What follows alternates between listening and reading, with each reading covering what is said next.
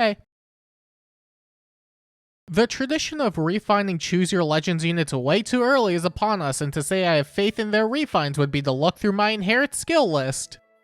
I've got none. I've been critical of how Faye's been handling refines this year, given that every unit now needs to be good in combat and support these days to have a fighting chance somewhere, so you could probably imagine how worried I am with this batch, especially since Choose Your Legends refines for the past couple of years have been far from desirable, which, you know, it's not helped by the fact that they also skipped the line much faster than every other unit type in the game. Some made it out okay, but I would say it's been more of a detriment getting refines earlier than other units, especially when they don't address the core issues of the unit themselves, looking at Brave Marth over there in particular. So if they gotta keep up with it every year, then I want to at least throw my hat into the ring too. And you know, to keep up with tradition, I like doing these every year because I don't know, I just do. At least when making these, the goal is to have them at least become useful in one game mode while trying to be reasonable with their refine. And I won't claim to have all the right answers when it comes to what they should get, but I think I have a solid enough idea for what direction they should be taken in. Still, as long as they can find a purpose somewhere, then that's good enough for me. So to start us off, we have none other than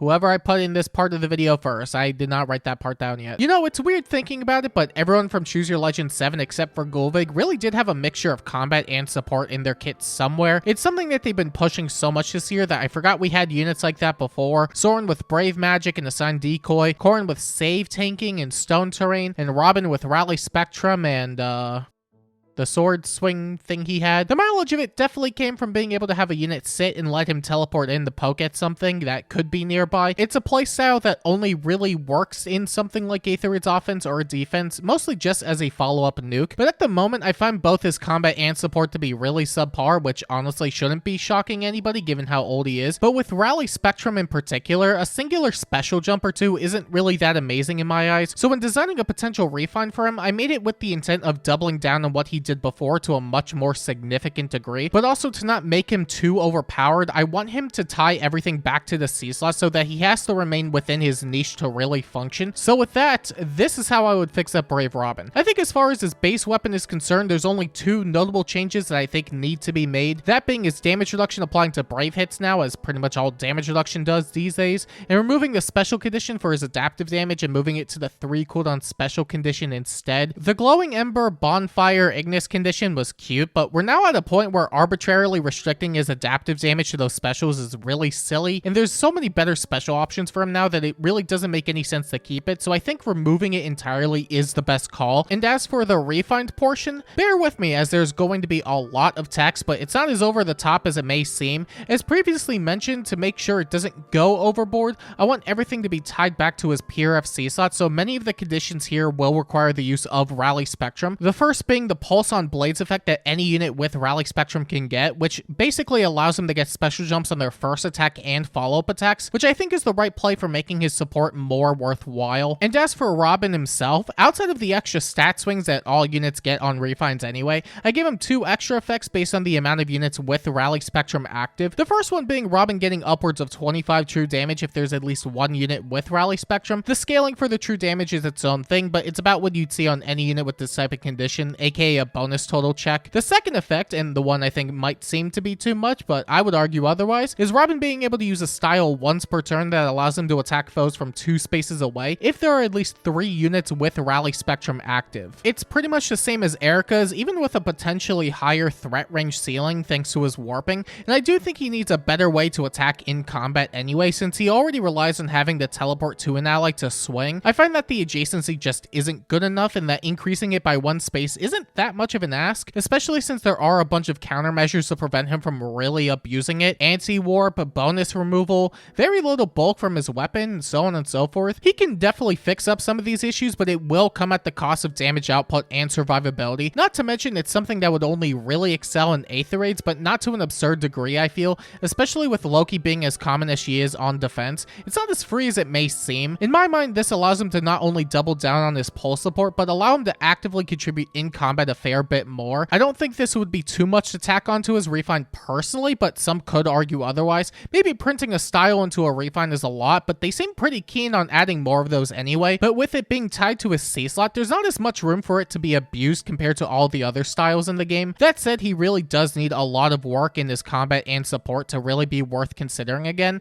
and that's how I would go about it personally. And then you have Soren, and he's arguably in the most perplexing situation at the moment. He's simultaneously one of the easiest units to fix, but also in a position where I find that unless they give him enough things to stand out, he's just going to be largely ignored over Eikthenir despite having a different form of savior support. It's really difficult to justify running Soren just for the decoy because that's really all he contributes to a team besides maybe Chaos Control and Havoc, but that's not something that's exclusive to him anyway. Not to mention, Eikthenir himself doubles up as a solid savior unit and provides extra statuses to everybody, which means he's doing more on a team-wide basis. And because of this, I want Soren to be different enough from Eikthenir, as any more overlapping aspects will ultimately devalue Soren's refine in my opinion. So in my mind, the best way I would go about it is to have him provide different enough support, especially support that can't be nullified by bonus removal effects that you can't get out of somebody like Eikthenir. Of course, they do need to fix up his combat a bit as well, since that fell to the wayside a long time ago, but for what it's worth, his PRF A slot still isn't that bad. Null Guard, extra stats, Brave is pretty good. If they just throw in some true damage onto his refine, say the standard 20% of a unit's stat, in which Soren's case it would be res,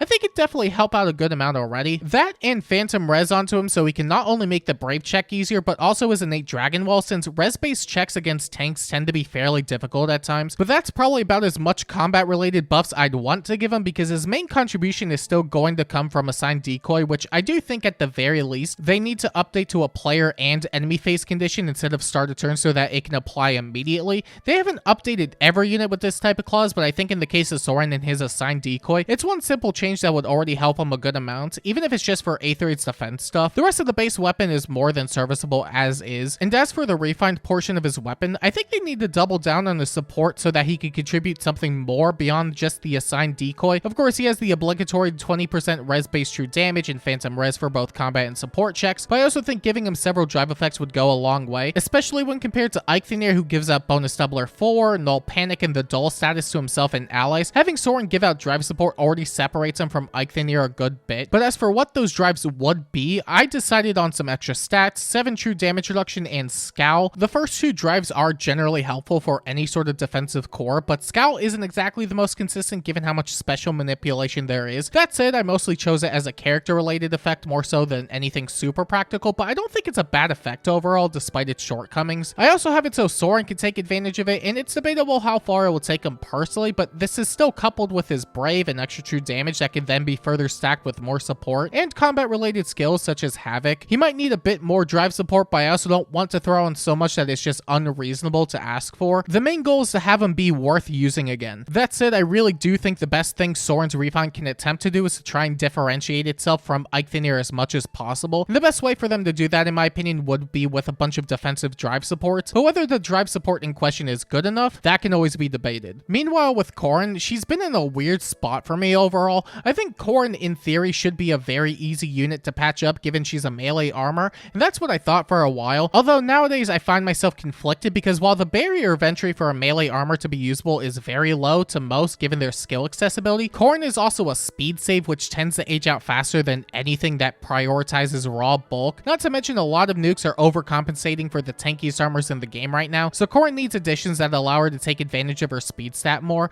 but for what it's worth, I think it isn't the hardest thing to do. That said, I think whatever they do decide to give her isn't going to allow her to last as long as she could due to the nature of being a speed savior. Unless they give her start to turn reflex to herself and allies, give that to everybody here and they'll be great for a long time. But ignoring how unrealistic that is, two things I want to see get updated in her base weapon is the Divine Vein stones and damage reduction, mainly allowing her to set stones while defending an Aetherites at the start of her enemy phase just like Attuned Hector, and increasing her damage reduction from 30% to 40%. The former should reflect how newer units and effects function immediately on Aetherites defense settings, and I don't think that's much of an ask at all, and it's really the only thing I expect to get updated anyway, but but ideally they do both changes. Meanwhile, for the refine itself, I think being a speed save means she does have to overcompensate for tanking a bit more than other saviors, so I wanted to lean into it a bit more here. Of course, every refine gets extra stats. I added on 20% speed-based true damage and true damage reduction, which is also a standard for basically every modern release, and it combos really well with her base pierceable damage reduction. The highest form of tanking still comes from a mixture of percent and flat damage reduction, so not having as much min-max bulk shouldn't be as problematic here. I also wanted to add to her bulk and damage output by giving her special manipulation with scowls and special jumps through speed checks, upwards of 2 if she could outspeed the foe, which can then be coupled with armored specials and additional damage reduction and damage output. It also gives her a bit of a failsafe if her damage reduction happens to be nullified. And last, I threw in the edge scales effect just so she could double down on her speedy nature. This combined with her innate full no follow-up should allow her to prevent a good amount of doubles that would otherwise be thrown at her. Honestly, I think what I already gave her is a lot, but I really do have concerns about her as a speed save regardless. That said, the amount of effects added here should be more than enough for a refine, and even if it isn't, it really isn't so hard to make most melee armors work in the game given just what they have access to. Especially given her status as a dragon armor, she does have a bit more utility over most other armors in the game, and I think she'll be okay for the most part because of it. Also, Shield Fighter tends to fix everything. And of course, there's Gullveig, and I think she probably has the easiest chance at flopping between the 4 Braves given the type of unit she is. Gullveig at one point was a fantastic A3's offense unit, especially after Emblem Marth's Ring released. A lot of people ran AoE builds with her because of the true damage scaling with those specials, and the extra slaying enabled her to do so, but that was a tale as old as time.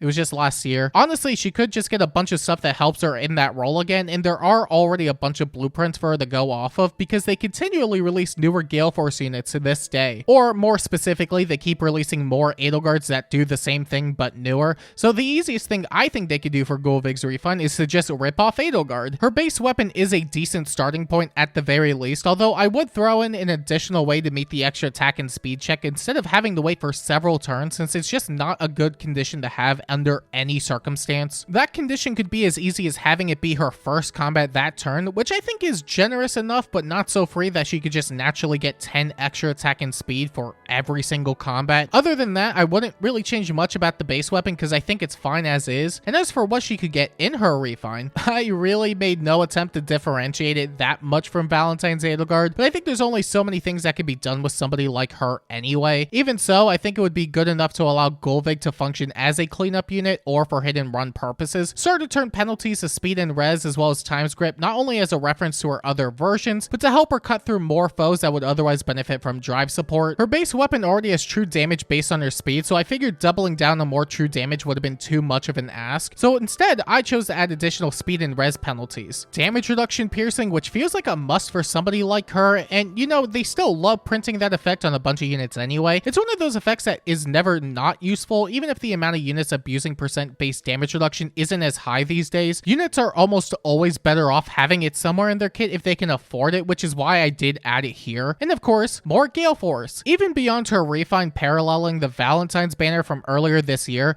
I want Gullveig to have at least one form of Gale Force if people decide to drop her B slot, and there's enough reason to do so given how outdated it is beyond the extra action. That B slot can then be used for more true damage that she'll most likely need to take down newer units. And last, one special jump that can also be applied to area of effect builds, despite AoE specials not really being as great these days. This is more so to reflect one of her most common sets at the time and can allow her to be a bit more self-sufficient if she does want to do it again. Other than that, I don't think there's really much else that they could do for her given the type of unit she is. I don't think it'd be a bad idea to make her some sort of cleanup unit, especially since there are units that could help enable her to do so. Especially with the safety fence update, it can be useful in some cases. But other than that, that's pretty much all I had for the Choose Your Legend 7 batch. And in conclusion, I think they're screwed. It's not like they couldn't fix them all up, but I only have so much cope left in me given CYL refines over the past couple of years left a lot to be desired. But if they do end up being good, then that'd be the best outcome in the end. This is how I'd personally refine them while trying to be fair about it.